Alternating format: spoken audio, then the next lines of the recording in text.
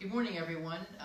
It's a little different. I have my uniform on this morning, and I just wanted to share with you, this is the first Sunday of December, and in the Air Force Auxiliary Civil Air Patrol, in which I'm a chaplain, we are encouraged to wear our uniforms to, I'm going to glorify God in all that I do, and I want to just remind people that there is a process through the Air Force Auxiliary that you can serve God and country in so many ways, and any of you who are interested in that, talk to me afterwards. I'll speak to you about Civil Air Patrol. But it's absolutely amazing. I wanted to, as I was reflecting before the Lord what to share today, it just came to mind, and it stirred me all the more to share these comments with you, what's so good about America. And back in the time of the beginning of our country, when many came here, they fled England because they were under what was they considered religious persecution. Mm-hmm. They were required to abide by laws and restrictions that they weren't comfortable with spiritually. So they came here and realized that they could actually establish a place separate from their home country and actually have a new nation. And with all my heart, I believe that God established that in their hearts and allowed that to occur. But back in the Revolutionary War times, unbeknownst to some of my former students, I was not a chaplain back then, but anyways, there were many of the pastors who understood the value of having freedom of religion, freedom to be able to worship God according to the Christian foundation is what they were talking about. And when the Revolutionary War started, there were two groups of people, the Whigs and the Tories, but one of them wanted to stay under the king because they had protection, even though they had no freedom. And others who were in the same group that came over, they wanted to have total freedom. They thought, we can do this. We can be independent from England and establish our own nation. And that's how the thought process started. So the pastors, in agreement with that, there's a story about one pastor, and they were called the Black Robe Brigade, and they had their clergy robes on. And there's this famous painting that is around, and it shows this pastor taking off his black robe, and underneath that he had on the uniform of the Revolutionary Army. So he was part of trying to set up an independence and freedom, and understood that he was willing to die for that. Now, that was a long time ago, but I firmly believe that many of the ills in our country are because those who had a commitment before God to spread the gospel of Christ have failed in doing that. And the churches have turned into these social organizations with whitewater rafting, multiple groups, and a pursuit to have the best building in town. How did we get from there back then, when it was honoring God and the principles of the Christian foundation of this country, to now? And I squarely put that on the shoulders of those who have secularized the Christian church. And I'm going to stand here before you, just like those that did back in the Revolutionary War, in a uniform as a chaplain, and I'm going to tell you, look, what's so good about America? I'm going to tell you. And we need to get back to raising our families and running our businesses based on the principles of God, not on whatever you think is right is right. There are businesses cheating and full of lies and corruption. Our system of free enterprise is not the problem. It's not running things by God is the problem. The families are falling apart because they're not raising them up in the ways of the Lord. This country was established for a reason. It is truly to be a light, a city on a hill. And it's so far changed. But I don't want us to do that. We need to be those beacons of light. And we need to stand strongly, even though you may be criticized. Now, this is a Christian country. I don't care what anybody says. I don't care what President Obama said or any other president. This is a Christian country. It is majority Christian still. About 74, 75% are Christians. And I don't have a problem with that. But in this country, you don't have to be Christian to live here. As in other countries, you have to be whatever they are, or else you're thrown out or ostracized. And about 90% of people believe in God of some sort. So this is a Christian, God-believing country. One of the few left. But if we don't wake up and stand up, it won't be that. Now, I don't care what anybody says. I don't have to agree with you in your sin. I'll still love you. I won't refuse to be around you, but don't ask me to agree with what you're doing and say that it's right. It's not right. Now, as a nurse, and I was a major in the military, I'm a lieutenant colonel with the Air Force Auxiliary, and I'm a chaplain in the Air Force Auxiliary, a teacher in college, elementary and high school grades that I taught here, and a minister with a master's and doctorate degrees. And I say all of that to say I have a wonderful life in the most wonderful country. In the military, I had the opportunity to visit many other countries, and many of them have nowhere near such a wonderful life. You go walk the streets of Da Nang where I walked. Huts and mud and junk and chickens and people all in the same place. No windows, no doors, no screens, no air conditioning, no electric, no computers, no calculators, no stores. My gosh. The many blessings we have are because the people used to call upon God, used to ask God for his favor, used to ask God for his direction. And now we see a diminishment of what's going on. Hello, my next book is, it's the morality, stupid, not just the economy. By comparison, this is the best country on the planet.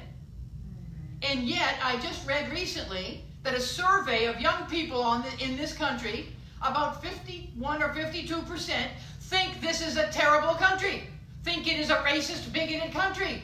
This is ridiculous. There are bigots who live here, yes, but it is not the law of our land.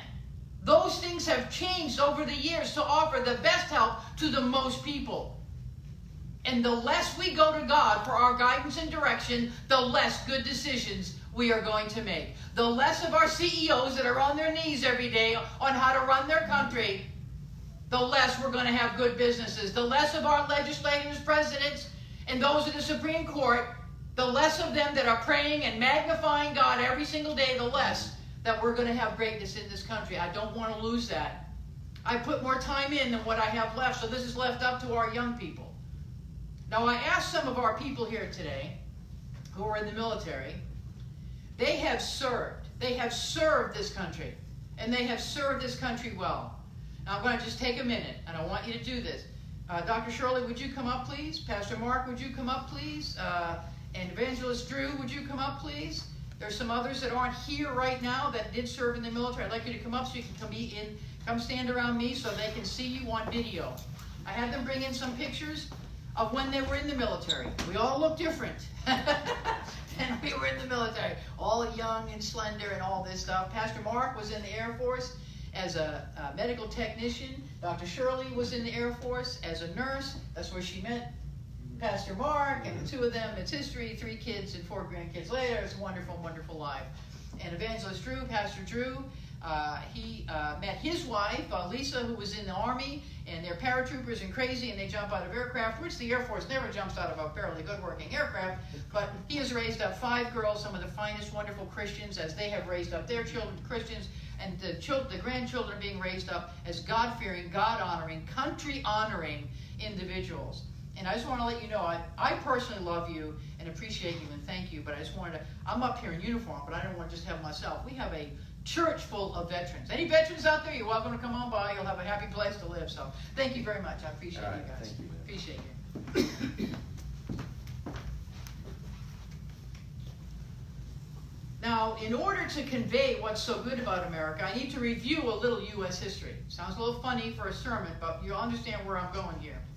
Now, when I talk about a little review of U.S. history, that's usually where my students would groan a little bit.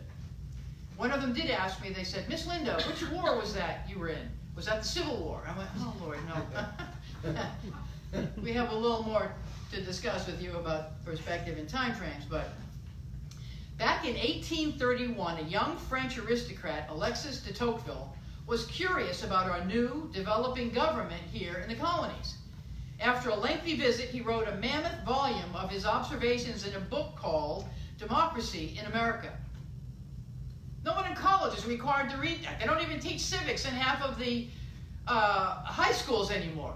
Civics is how our government runs, how many branches of the government, what their responsibilities are. People in our country, our young people, don't even know how a bill ends up in Congress. They have no idea about the hopper. They have no idea about committees. They have no idea about what's going on. They're being told what to think, told what to say, told what to do. This is independence. You, as an individual, need to be fiercely independent. So he wrote this book. He concluded that America is great because she is good. When America ceases to be good, then she will cease to be great. Whoa. However, the freedom and prosperity that we enjoy here are very fragile things. President Calvin Coolidge said that freedom is not only bought with a great price, it is maintained with unremitting effort. Freedom. Freedom today, in 2018, seems to be turned into a free-for-all.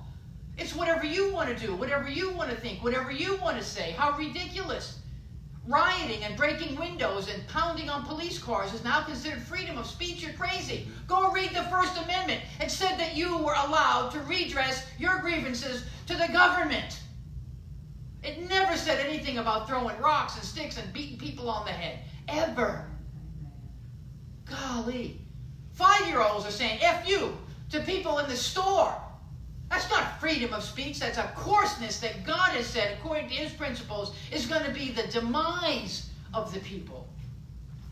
Our system of government and economics is good, but just the system by itself is insufficient to bring about the continued order, prosperity, and progress that we so richly enjoy. The system itself cannot do this, because when bribery, lies, and corruption enter the system, we're doomed. And we're seeing that all over the place. And our pastors and our leaders have not, our families have not been teaching that those things are going to lead to demise. There is a higher and a better way to live, and that are the principles of the living God, the infusement of the Spirit of God, and salvation in Jesus Christ. Our founding fathers understood a key principle, that government is incapable of coercing good behavior. Oh, they got a ton of laws, but that isn't going to be what makes you do that. This inside, where is your root? Or if you're run by the nature of Adam, that broken nature, you're going to get around the system. You're going to do just a little lie, just a little something on your income tax, just a little cheating on your wife or your husband, just a little bit of smacking around, just a little bit of pornography. That Adam nature cannot meet the standard of God. Only the Spirit of God in you, by invitation to you, through Jesus Christ, are you going to have the kind of nature that's going to be able to run a nation like God originally established. They realized that good behavior was a result of training in religious and moral principles. John Adams explained it this way. He said, our Constitution was made only for a moral and religious people. It's wholly inadequate to the government of any other. Whoa. Noah Webster, in a textbook that he wrote for public schools, told students, all the miseries and evils which men suffer from, vice, crime, ambition, injustice, oppression, slavery, and war, proceed from their despising or neglecting the precepts contained in the Bible. Oh, wow! Who is even saying that anymore? I will. I'm going to say it today, and you need to repeat it to your family and friends. George Washington, in his farewell address, said, of all the dispositions and habits which lead to political prosperity, religion and morality are indispensable supports. Whoa. And when he was talking about religion, he wasn't talking about Wiccans and atheists and every other Tom, Dick, and Harry solution. He was talking about the Christian principles that our founding fathers came over here with. Washington was so strongly convinced of this truth that he believed and stated that no man could be called an American patriot if that man tried to weaken religion or morality in the public arena. Whoa! How many times are we reading lately that people, politicians, people in the news are saying, your spiritual base is something you do at home? You gotta be kidding me. If I don't bring integrity, sexual purity, sobriety, service before self, and excellence in all I do into everything I do, forget it. Are we hearing many community and national leaders saying what our early leaders said? No. I firmly believe that domestic problems and the foreign dangers which disturb our nation today are due to the crumbling of the moral and spiritual foundations upon which this great nation was founded. Without moral and spiritual absolutes, our country is doomed to further decay and destruction. We need to be instrumental in building the future with strong, morally excellent families, churches, businesses, and schools. Morally excellent. Today in the colleges, if you're offended by somebody talking about moral excellence, you get a safe space and a puppy. What? Where are the people willing to stand strong for freedom? Stand strong for the principles of a high moral code? Golly. I've said that many times as I've spoken in different venues. You've all heard the Ten Commandments. At least do, if you don't like the first 4 that talk about God, at least do the last 6. The whole world will change. Then you'll die and meet a maker that you didn't believe in, and you will pay for that dearly for eternity. But that's your business, because he gave you a free will. And in this country, we have freedom. But I don't want freedom changed to a free-for-all, which is the crumbling beginnings that I see. Young people, those here, we have a very powerful and strong congregation here. They are committed to families. They are committed to raising them up in the Lord. They haven't done it all correctly. Ask any married couple in here if they ever had an argument or disagreement. Yeah. But they're prayerful before God. They go back to Him. They've run their businesses. They've run what they do based on prayer, based on seeking God, based on being led by His Spirit. And it has brought them individual health and prosperity. Maybe not the wealth that some others go by. They're cheating and they're stealing and they're lying. But there's a solidness in their relationships with God and with each other. I love this country and I'm a passionate patriot. I have come to conclude that what's good about America is its people, not its system. But the people that work in the system need to remain great. So when our people don't remain great, our nation won't remain great. America's moral decline has occurred not because, listen to this now, not because those who hate God have done so much, but rather that those who love God have done so little. Unbelief, corrupted church doctrine, secularization of our educational system, and the decline of active citizen participation in the political process have all sorely contributed to our nation's moral decline. Young people, I share this, and those listening, I share these thoughts and comments with you not to stir up fear or debate, but rather to stir up action. Seek God with all your heart as to what you should do. We need the Christian influence back in Hollywood, in the movies, and in books, and in videos. We need the Christian moral code back in the educational system, back in business, back in every facet of our society. I can't do it alone. You can't do it alone. But calling down the power of the presence of God and the power of the presence of God in all of these areas is what's going to make the difference. God is going to make the difference. God in you is going to make the difference. Our government of, for, and by the people will be strengthened only as our people are morally strengthened. And that starts in the home, not in the community. If we continue to hold on to political correctness instead of moral correctness, our nation will perish. Now, there's a little time in front of us, most likely. And I, in all likelihood, aren't going to be here to see this demise. Thank you, Lord. But I don't want to see it.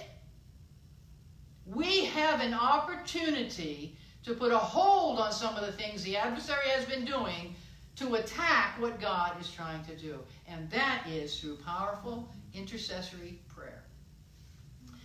I mentioned previously that what is so good about America is its people. However, its people are often naive and uninformed. Right now, they are disinformed and misinformed, relying too heavily on our secularly saturated media reports, which tend to be skewed to a liberal, socialist, humanist worldview. In the past few years, I've had many occasions to visit our local high schools to speak to them about our people and our America. I also have the opportunity to share some of my experiences I had while serving as a nurse in Vietnam, and have been pleasantly surprised to find that many of these classes are full of great kids, just like our guys here. They're full of energy and a vibrant, wholesome outlook, much different from that which is often portrayed in the news. I share with them that in Vietnam I had the privilege of working with and trying to help some of the men whom I call the finest threads of America's cloth.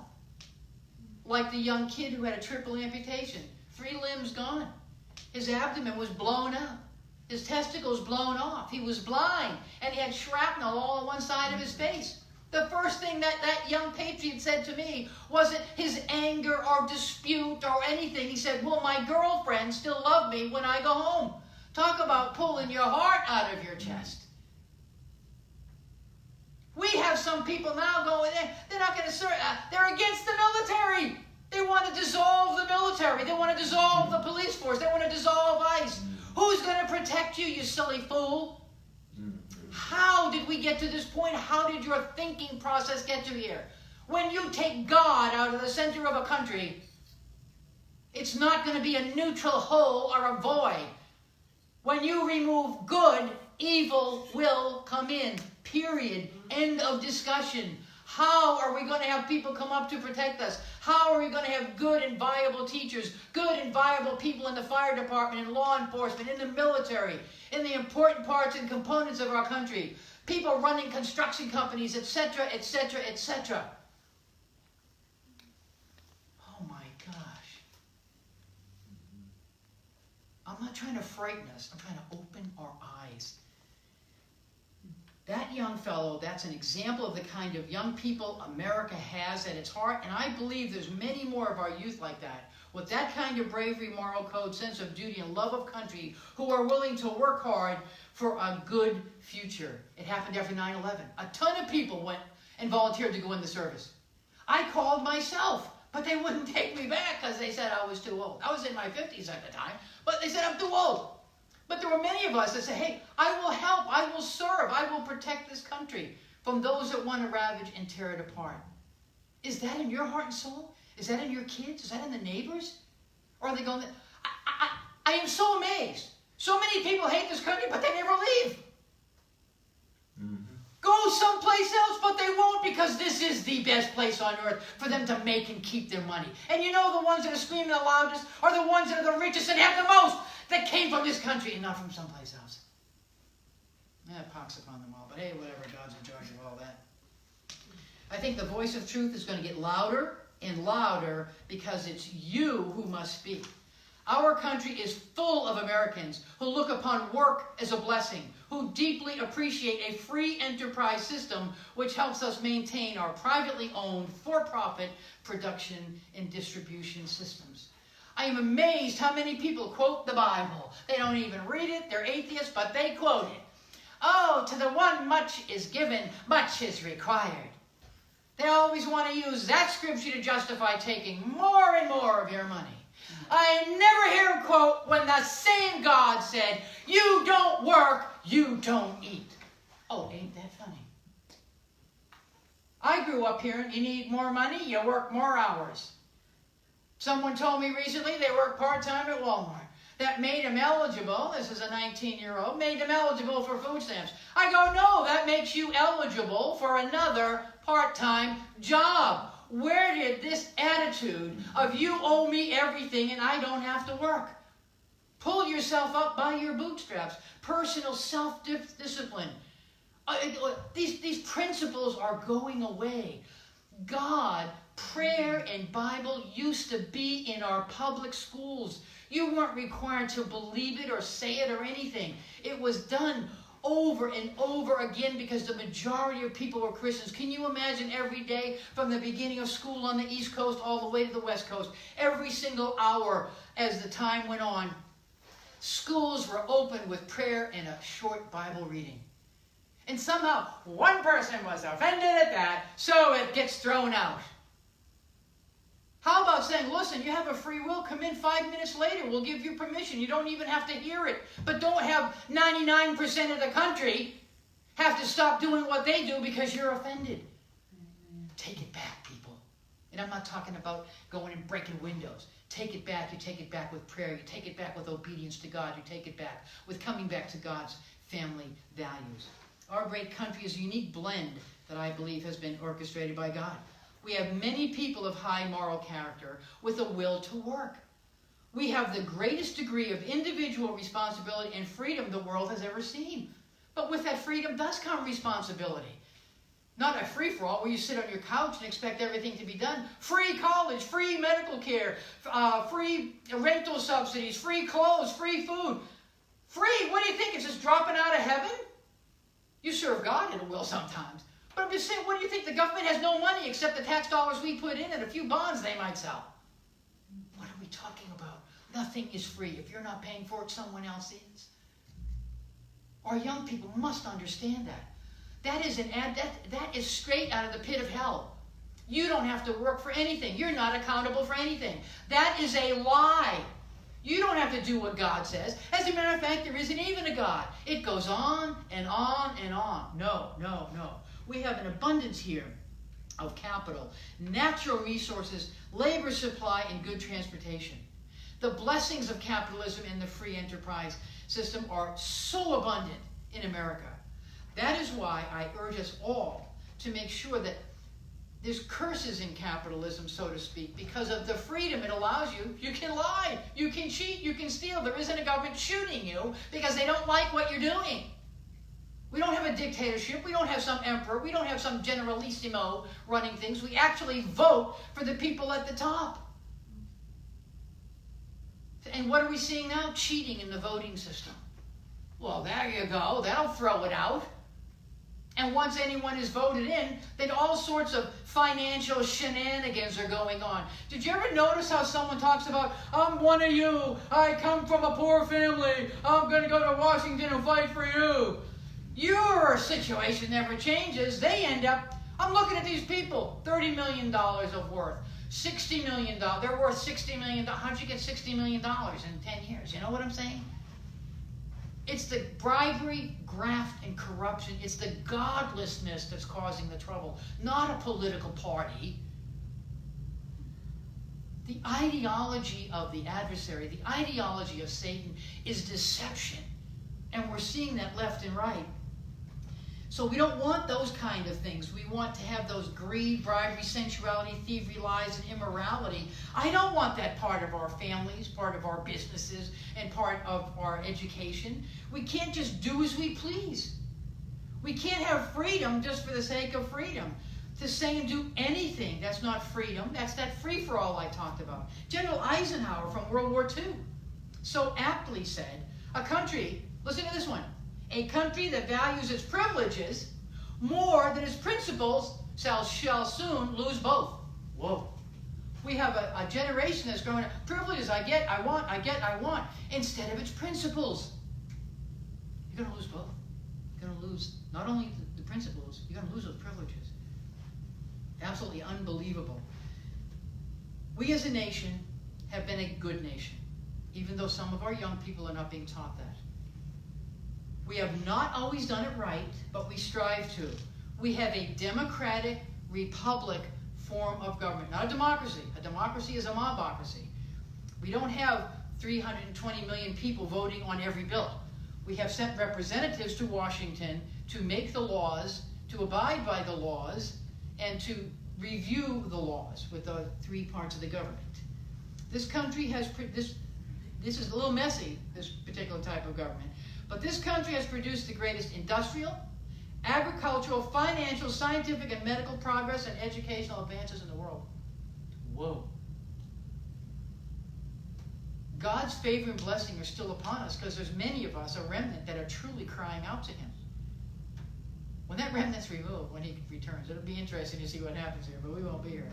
I urge you to keep it that way. But my eye sees some decline creeping into the fiber of our country, and that frightens me a little bit. Because a country not worth living in is a country not worth dying for. Why do you think the Iraqis throw their guns down when anyone attacks? Why do you think so many other countries? It's a trash heap in so many countries. Who wants to put your life on the line for that? This is a glorious country with a wonderful future, but it needs to have its Christian foundations at the root.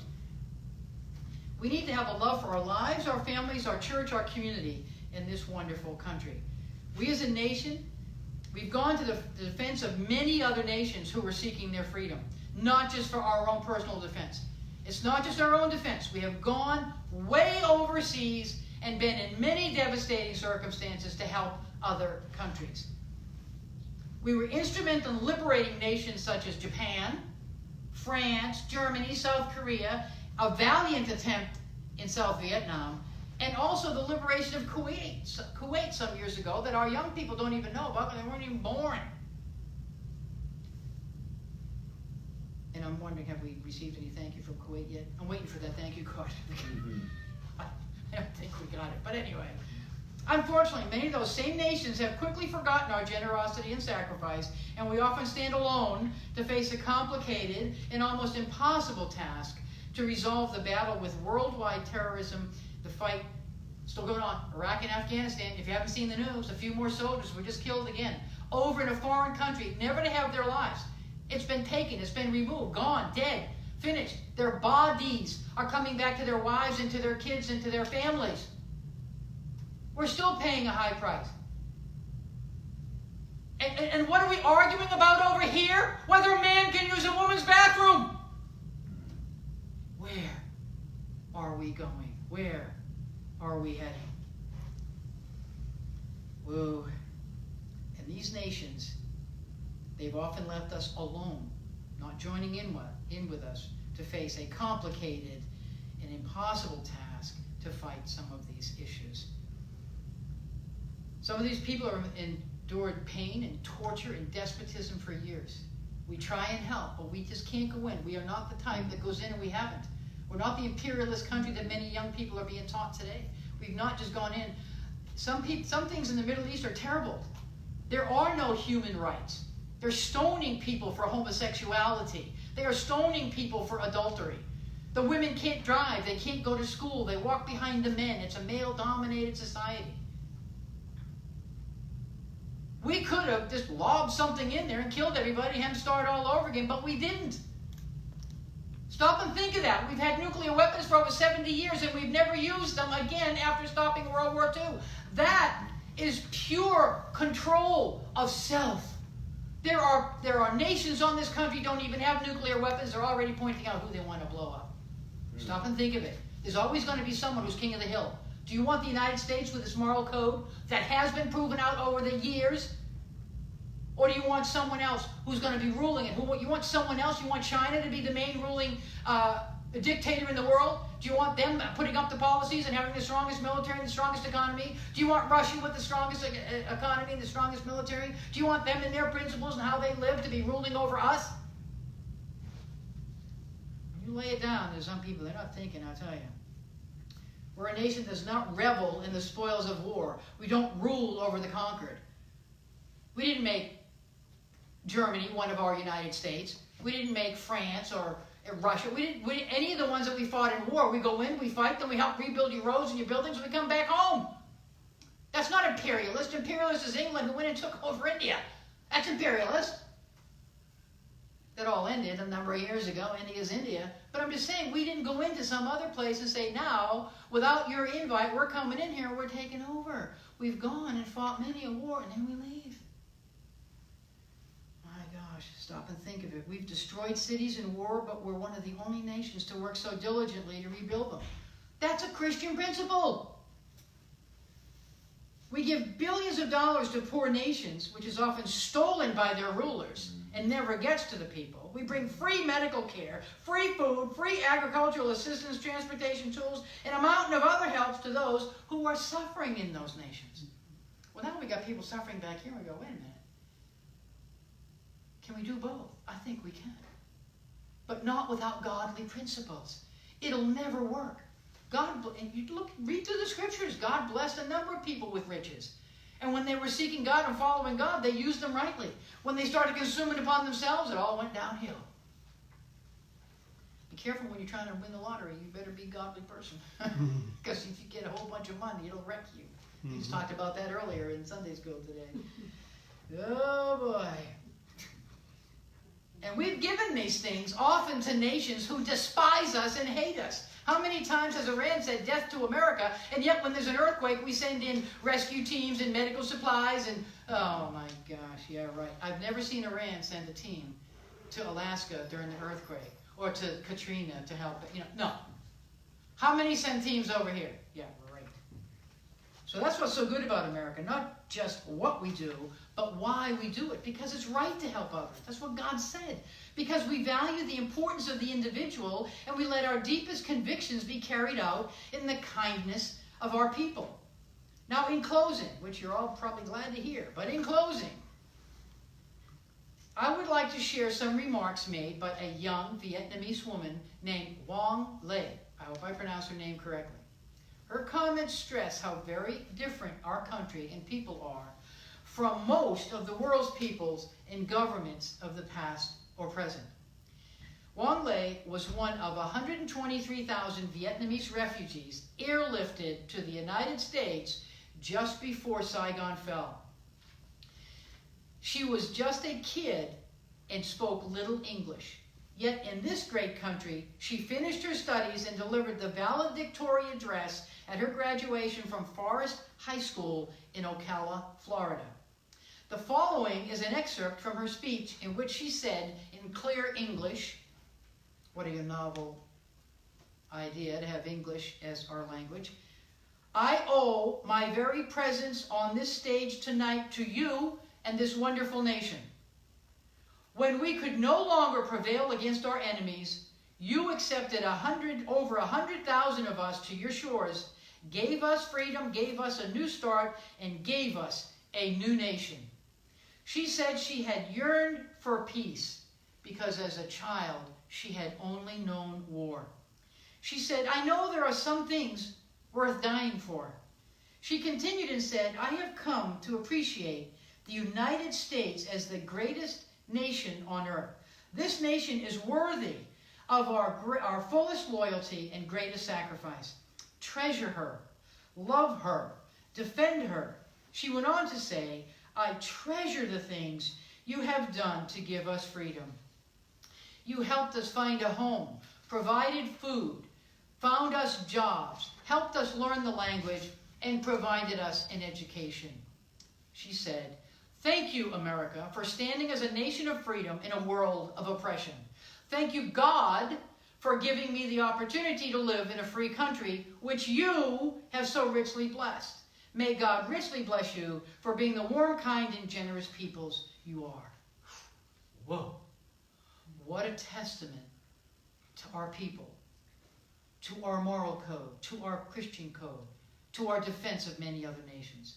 So I too, with a soaring heart, even though some of this stuff sounds negative, a soaring heart and a happy expectation of good, know that we can look forward to these challenging days that face us in our nation. We can look forward to teaching strong family values and the precepts of life that come from God. I'm not talking pie in the sky here. There are many problems that assail our nation. As rich and great as we are, we face pockets of poverty, despair, poor educational performance, teen pregnancies, racial discrimination, drug abuse, sexual perversions, and corruption in all levels of our society. However, by returning to the godly, moral principles that develop this great nation, you can stem the downward spiral. Organizations such as the one I belong to and many other organizations are instruments of this change.